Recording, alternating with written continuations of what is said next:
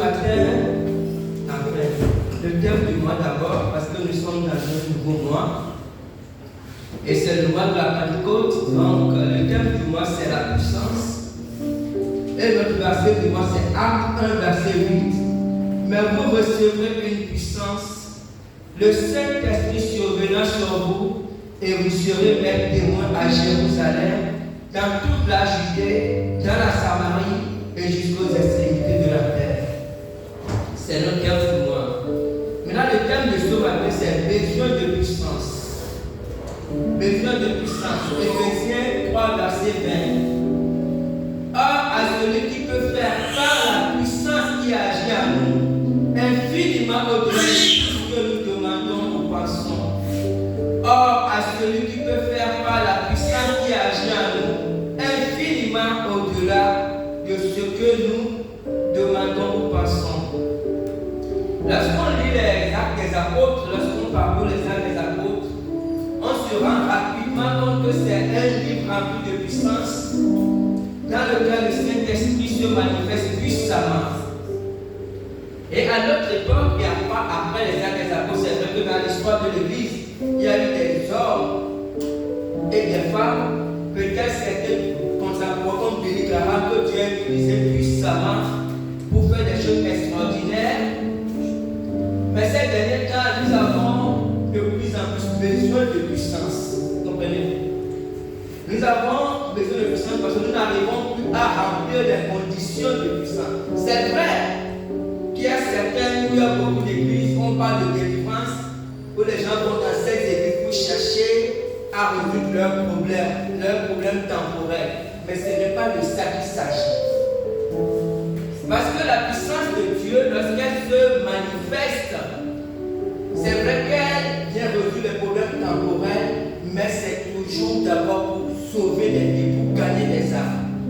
Donc lorsque les gens vont pour régler leurs problèmes temporels, sans penser sérieusement à leur âme, donc ce n'est pas de ça qu'il s'agit. Ce n'est pas la bonne façon de procéder. Qu'est-ce qu'un chrétien? Qu'est-ce qu'un chrétien? Je veux dire que nous sommes dans une époque où prier est un peu à la mode. C'est qu'aujourd'hui, les gens ont plaisir à dire qu'ils prient. Et c'est vrai que les gens se retrouvent comme je disais, dans plusieurs églises où de renouveau charismatique chez les catholiques, ou églises de réveil ou d'autres. Donc les gens sont contents, les gens, c'est bien, on dit va prier, quand il y a quelqu'un pour on va prier. Et les gens aujourd'hui, les gens prient facilement. Parce qu'à une certaine époque, lorsque les gens allaient dans les églises, on se moquait d'eux. Mais aujourd'hui, ouais, ça fait, j'ai même classe, j'ai compris. Donc c'est devenu un peu comme une montre. Mais le problème, ce n'est pas seulement fréquenter l'église, c'est une très bonne chose. Déjà d'être allé à l'église. Mais ce n'est pas d'abord de ça qu'il s'agit. Parce que ce qui fait le chrétien, Dieu l'a dit dans Ézéchiel 36, verset 26 à 27, que je vais le lire. Je vous donnerai un nouveau cœur. Je vous donnerai un cœur nouveau et je mettrai en vous un esprit nouveau. J'ôterai de votre corps le cœur de pierre et je vous donnerai un cœur de chair. Je mettrai mon esprit en vous et je ferai en sorte que vous suivez mes ordonnances et que vous observez et pratiquiez mes lois. Comprenez? En fait, c'est de ça qu'il s'agit. Et je pense que c'est ce que beaucoup d'hommes, quand je dis hommes avec un H, n'ont pas compris depuis les siècles. Devenir un chrétien, c'est recevoir un nouveau cœur de la part de Dieu. C'est ça dans... C'est très important de comprendre ça. Jésus a dit la même chose à Nicodème, mais sous une autre forme. Dans Jean 3, verset 3 à 5. Jésus lui répondit, en vérité, je te le dis, si un homme ne naît de nouveau, il ne peut voir le royaume de Dieu. Nicodème lui dit, comment un homme peut-il naître quand il est vieux? Peut-il rentrer dans le sein de sa mère et naître? Jésus répondit, en vérité, homme ne l'est d'eau et d'esprit, il ne peut entrer dans le royaume de Dieu. Voilà.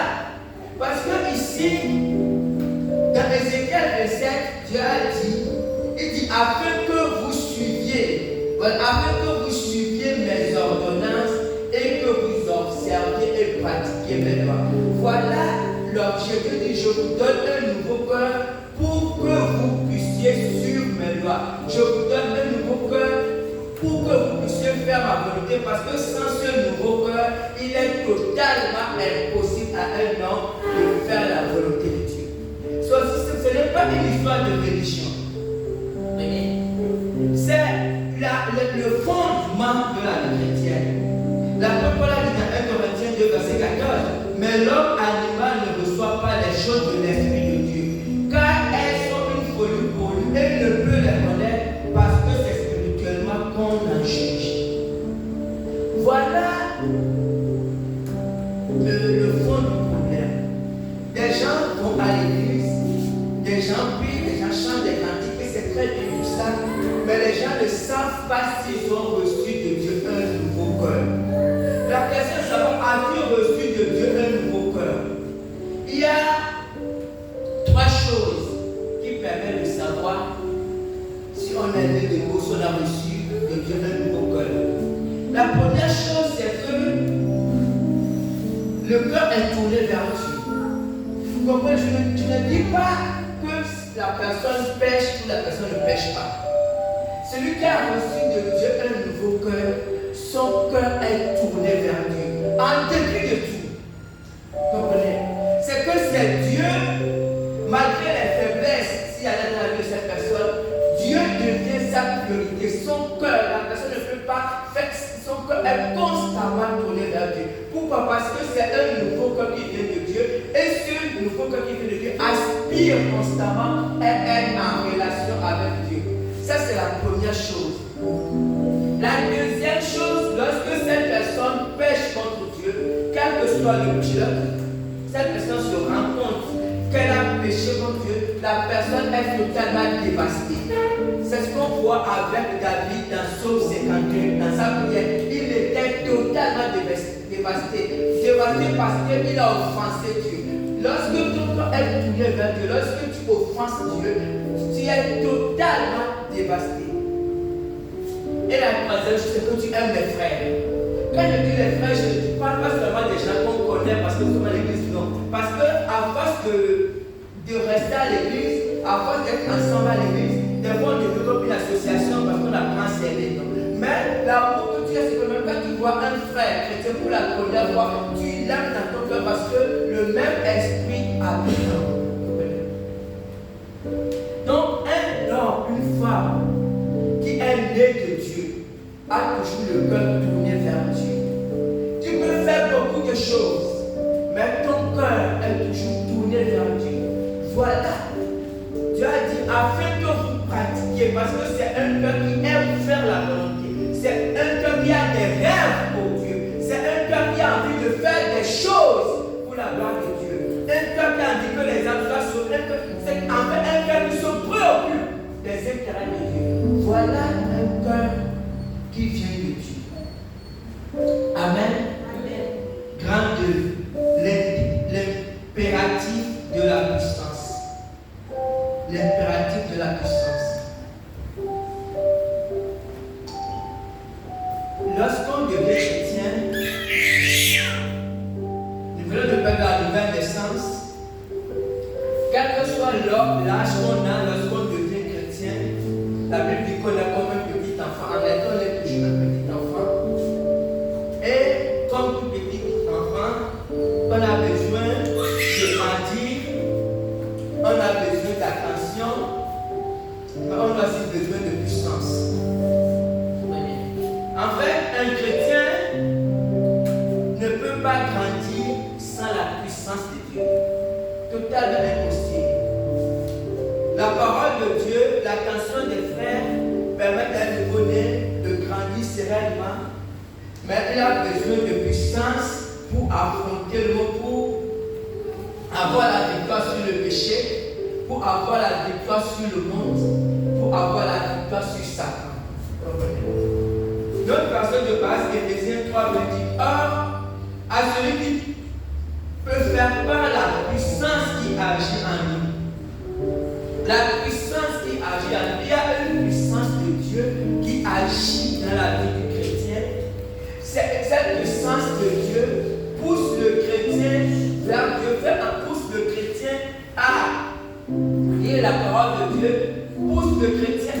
passer peut-être des heures dans la prière, pousse le chrétien à chanter des cantiques. En fait, c'est une puissance de Dieu dans la vie chrétienne qui préserve le chrétien des attaques, des assauts de Satan.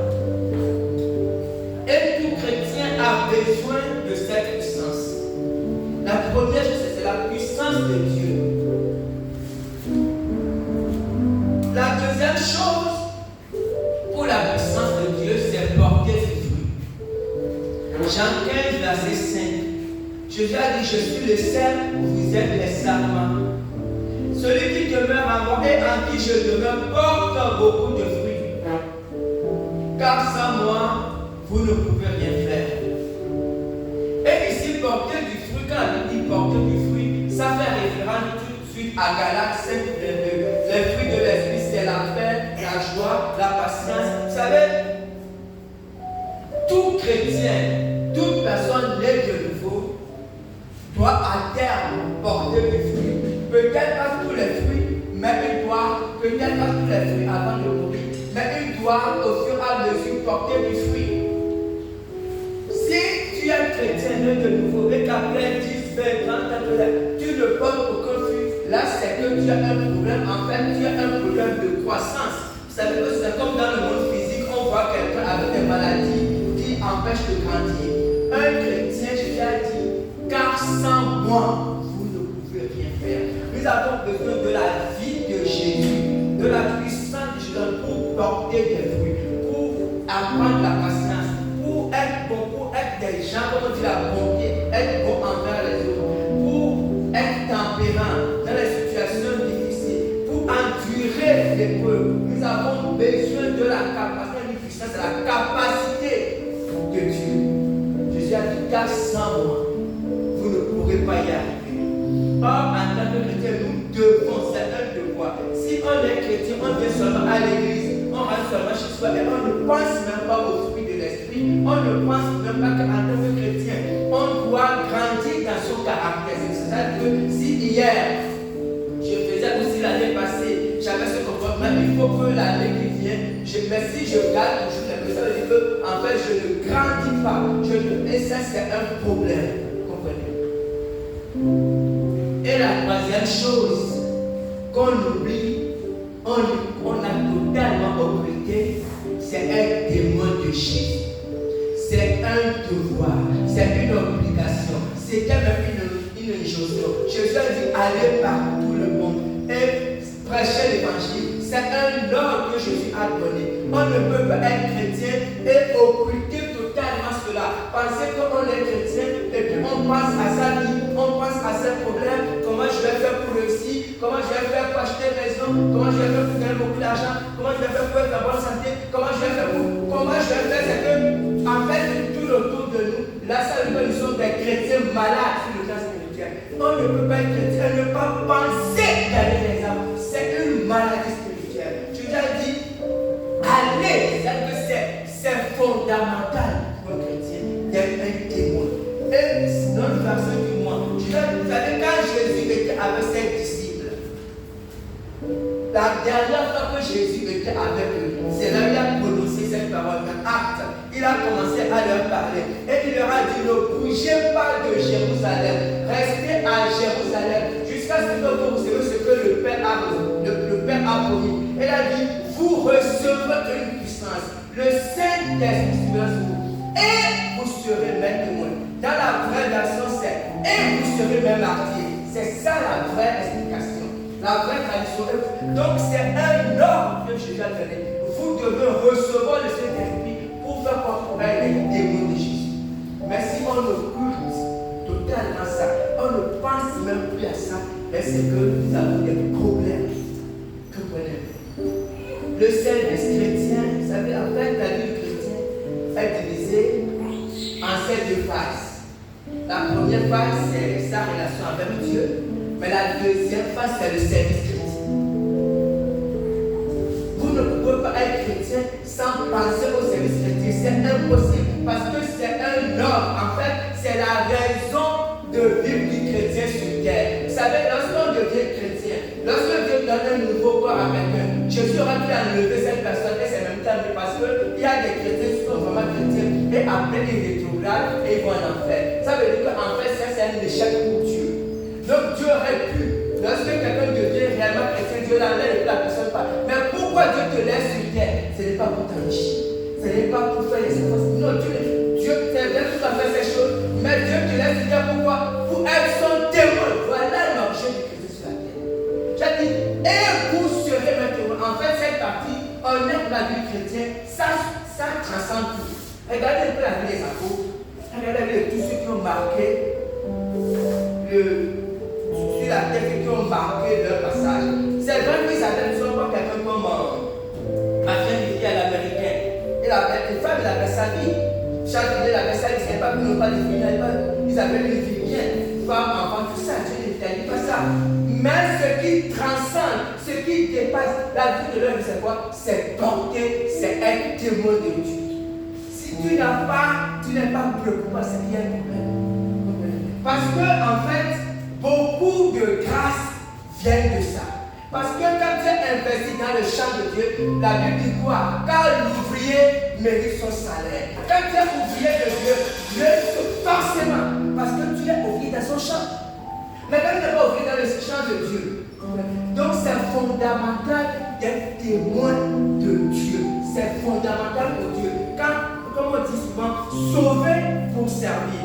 Ça n'interdit pas d'être étudiant, ça n'interdit pas de travailler, ça n'interdit pas d'être un astronaute même si tu veux. Mais dans tout ce que tu fais, tu dois être témoin de Dieu. Tu n'es pas témoin. Ça veut dire qu'il y a un pas important de ta vie spirituelle d'être tranquille.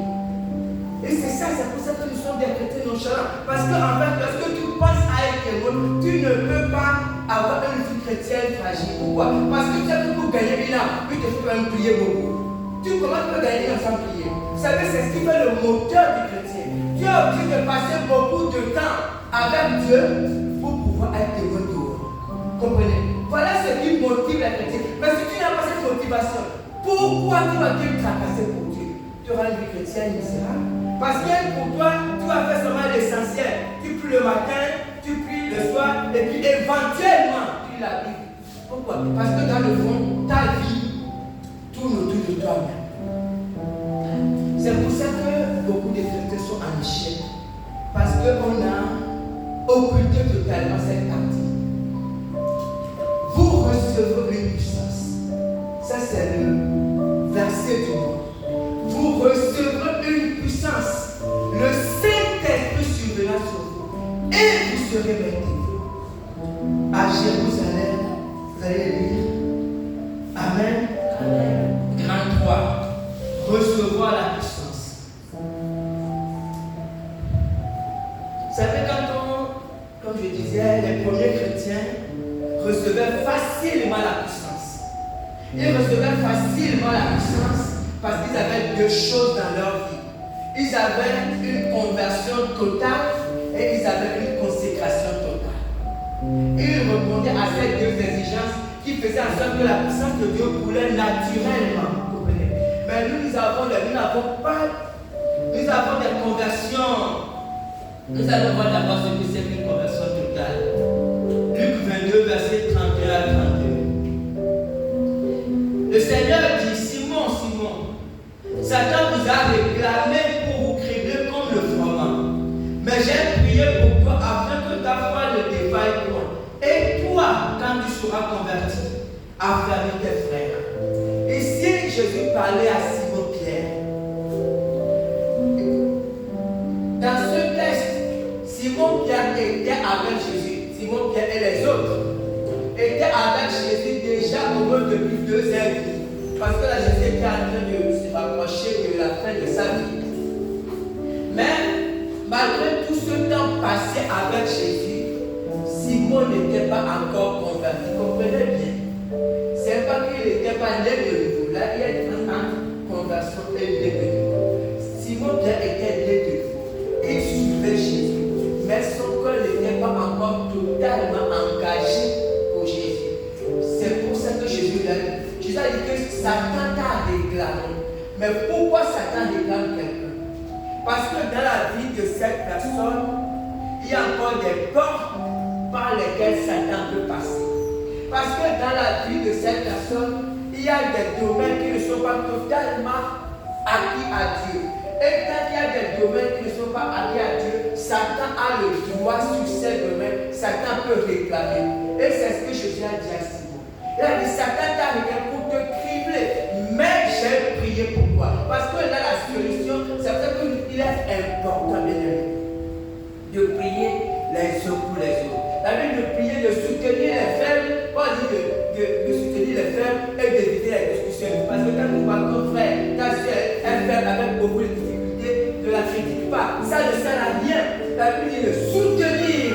Tu dois prier pour cette personne. Parce que peut-être que Satan a dû te réclamer cette personne pour la cribler. Tu dois juste. Là, c'était Jésus lui-même qui a dû prier pour elle. Mais j'ai prié pour toi. Il dit afin que. Comprenez, vous savez, Jésus n'a pas dit j'ai prié pour toi pour que Satan ne te grippe pas.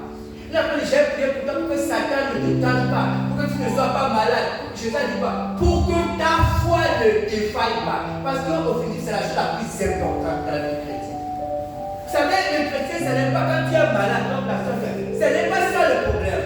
Quand tu es malade, tu seras guéri. Si tu as vu la Dieu va te donner de l'argent. Mais si ta foi défaille, si tu perds la foi, tu as tout perdu.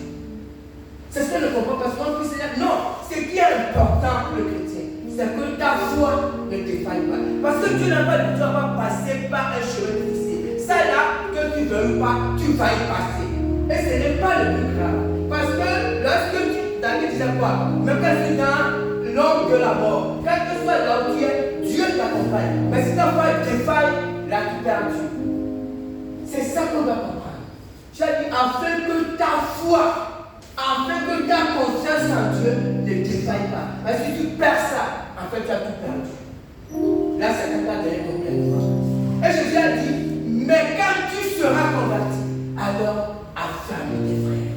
C'est que quand tu seras assez fort toi-même, alors veille sur les autres. Et c'est ça le principe. Quand tu es fort, quand tu as la grâce d'être fort, alors porte les autres, tu dois porter les autres. Même s'ils tombent 10 000 fois, tu les prends, tu les mets sur le dos et tu les portes. Amen. Amen. C'est ça la vie chrétienne. C'est ça donner la priorité que je vous prie. Donc la première chose pour voir la puissance, c'est une conversion totale. Un cœur totalement tourné vers Dieu. Et la deuxième chose, c'est une consécration totale. La consécration, on va lire le texte et je vais expliquer. Lévitique 1, verset 1 à 9, on va terminer avec ça.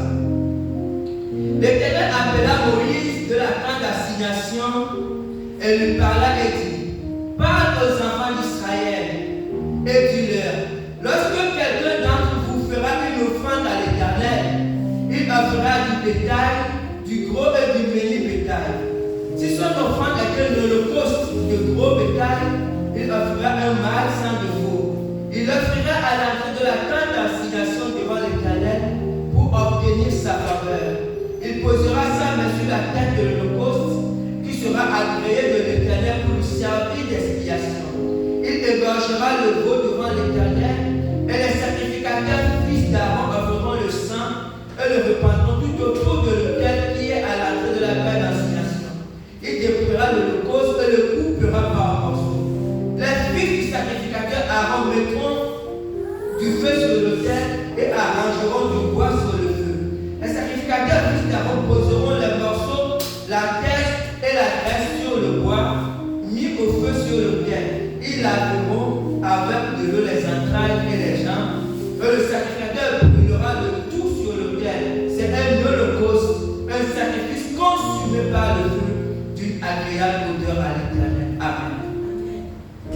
Je vais lire Romains, après je vais expliquer sur le texte. Romains 12, versets 1 et 2. Je vous ordonne donc, frères, par la compassion de Dieu, à offrir vos corps comme un sacrifice vivant, saint, agréable à Dieu, ce qui sera de votre part un culte raisonnable. Ne vous conformez pas au siècle présent, mais soyez transformés par le renouvellement de l'intelligence, afin que vous discerniez quelle est la volonté de Dieu, ce qui est bon, agréable et parfait. J'ai voulu mettre ces deux textes en parallèle parce que, en fait, ce que l'apôtre Paul dit dans Romains 1 est inspiré de ce texte de Lévitique 1. Parce que dans Lévitique 1, de façon générale. Et ce texte de Lévitique parle d'Holocauste. Vous savez, l'Holocauste, c'est un sacrifice volontaire. C'est un homme, une femme qui se décide volontairement pour offrir quelque chose à Dieu. Et ici, Dieu a dit comment cela va se faire. Si quelqu'un volontairement choisit d'offrir quelque chose à Dieu, alors Dieu a dit voici comment cela va se passer. Dans les détails. La première chose, Lévitique 1, verset 5. Les filles du sacrificateur Aaron mettront du feu sur l'autel et arrangeront du bois sur le feu. Amen. La première chose, Dieu a dit, tout sacrifice volontaire doit passer par le feu. Vous savez, le feu, ici, c'est l'image du Saint-Esprit. Mais en même temps, c'est aussi l'image du brisement. Dieu ne peut pas accepter un sacrifice qui n'est pas passé par le feu. On doit comprendre. Et c'est l'essence de la vie chrétienne. Jésus a dit, il ne peut venir à moi s'il ne renonce pas à lui-même. Et souvent, dans la Bible, quand on dit ces passages-là, on fait rapidement, on ne veut pas, ça ne s'intéresse pas. Mais en même temps, on ne peut pas être agréable à Dieu sans passer par le feu. C'est totalement impossible. La première fois, il est dans Romains. Offrez votre corps quoi? Comme un sacrifice vivant. C'est la même chose. C'est que l'on doit choisir volontairement de nous offrir à Dieu. Mais lorsqu'on s'offre à Dieu, ce qu'on lui dit, c'est qu'on doit forcément passer par le feu. S'il n'y a pas le feu, c'est que c'est pas un sacrifice. Il faut forcément qu'il y ait le feu. La deuxième chose, Lévitique 1, verset 8 et 9. Les sacrificateurs fils d'Aaron poseront les morceaux, la tête et la graisse sur le bois, mis au feu sur l'autel. Il lavera avec de l'eau les entrailles et les jambes, et le sacrificateur brûlera le tout sur l'autel. C'est un holocauste, un sacrifice consumé par le feu d'une agréable odeur à l'autel. Deuxième chose, tout doit être déposé sur l'autel. Dieu dit tout, c'est qu'il n'y aura pas une seule partie qui va manquer. Même les entrailles, la graisse, la tête. La tête symbolise notre âme, notre esprit, notre volonté. Vous savez, c'est le sang de contre la tête. Dieu a dit tout doit être sur l'autel. Rien ne va manquer. Ça veut dire que le chrétien doit choisir de tout. Quand je dis tout ici, en fait, tous les domaines de notre vie, tous les domaines sans exception, doivent être déposés sur le cadeau. Ton intelligence, ta sagesse, ta beauté, ta famille, tout ce que vous voulez, ton argent, tout sans exception doit être déposé sur le terre. C'est que tout ce que nous sommes, tout ce que nous avons doit être déposé sur le terre pour passer par le feu. Si un domaine n'est pas déposé sur le terre, si un domaine n'est pas passé par le feu, alors ce domaine n'appartient pas à Dieu et Satan peut passer par ce domaine pour t'atteindre. Voilà ce que ça veut dire. Donc quand Paul dit offrez votre corps comme un sacrifice, c'est qu'en fait vous devez choisir, nous devons choisir nous-mêmes de nous abandonner totalement à Dieu, en fait de soumettre tous les domaines de notre vie à Dieu. Et la dernière partie, verset 9, et le sacrificateur brûlera le tout sur l'autel. C'est un holocauste, un sacrifice consumé par le feu. Agréable le tout, tous les domaines de ta vie doivent être brûlés sur l'autel, doivent être consumés. Quand tu brûles, c'est brûlé totalement. En fait, tout ce qui est de toi, tout ce qui est de moi, quand tu dis moi je suis, quand tu parles, par exemple, quand tu fais une phrase, on attend que peut-être que tu as déjà dit une fois je. Donc quand tu parles une petite phrase, tu as déjà dit 50 fois moi. Tout ça là, tout doit être déposé sur l'autel. Si ce n'est pas sur l'autel, si ça ne brûle pas sur l'autel, ça veut dire que tu as encore le contrôle de ta vie. Mais si tu as encore le contrôle de ta vie, alors tu n'es pas encore un sacrifice pour Dieu. C'est ça le problème. Et si on veut, parce que c'est, vous voyez dans l'exemple d'Élie, la Bible dit que Élie a préparé pour le sacrifice. C'est quand Élie a fini de préparer le sacrifice que le feu de Dieu est descendu. Quand tu prépares, tu te donnes à Dieu, tous les domaines que tu déposes sur l'autel, ça sera que le feu de Dieu descend. descend. Le feu du Saint, le Saint-Esprit, c'est la puissance de Dieu. Comment pourras-tu avoir la puissance de Dieu si tu as encore le contrôle de ta vie? Parce que Dieu ne donne pas sa puissance pour que les gens deviennent orgueilleux. Tout homme de Dieu, femme de Dieu qui se dit apôtre interne, même s'il ressuscite les morts, il n'appartient pas à Dieu. Parce que tu n'es pas appartient à Dieu, tu es rempli d'orgueil.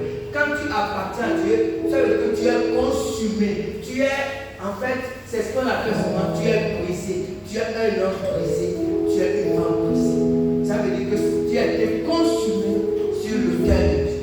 Voilà ce que Dieu demande. Et lorsqu'on est dans cette disposition, le feu de Dieu descend naturellement.